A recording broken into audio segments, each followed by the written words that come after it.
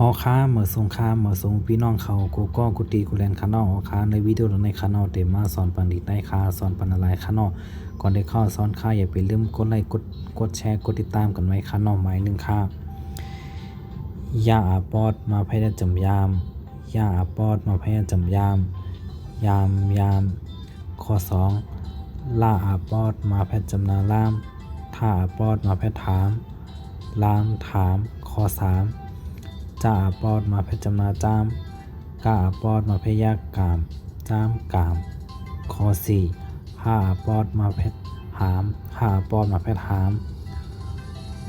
ข้าอาปอดมาแพทย์จำคามหามคามข้อ5ฟ้ากายขึ้นจำนาไฟล่าปอดมาแพทย์จำนาล่ามไฟล่ามยามล่ามถามจ้ามกามหามคามไฟล่ามทางกั้มขนอกหมายหนึ่งค่ายาอาปอดมาแพทย์จำยามยาอาปอดมาแพทย์จำยามข้อ2ล่าอาปอดมาแพทย์จำนาล่ามถ้าอาปอดมาแพทย์ถามล่ามถามข้อ3จ้าอาปอดมาแพทย์จำนาจ้ามกาอาปอดมาพยากามจ้ามกามข้อ4ห้าอาปอดมาแพทย์ถามข้าอาปอดมาพยาจำคามหามคามข้อ5ฟ้ากัดขึ้นจำนาไฟล่าอาปอดมาแพทย์จำนาล่ามไฟล่ามยามข้อ2ล่ามถาม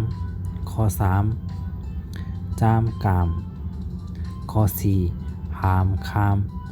ไฟล่ามโอเคข้อหนึ่งในกั้มขนอกยามข้อ2ล่ามถามข้อ3จ้ามกามข้อ4หามคามข้อ5ไฟล่ามออค้าอย่าไปลืมกดไลค์กดแชร์กดติดตามกันไว้ค่ะน้องออค้าตอนตาลิปันแห้งกันวันนี้มานอนค้างออค้ายินดีครับตอนกูก็ค่ะน้องออค้าเหมือสงค้า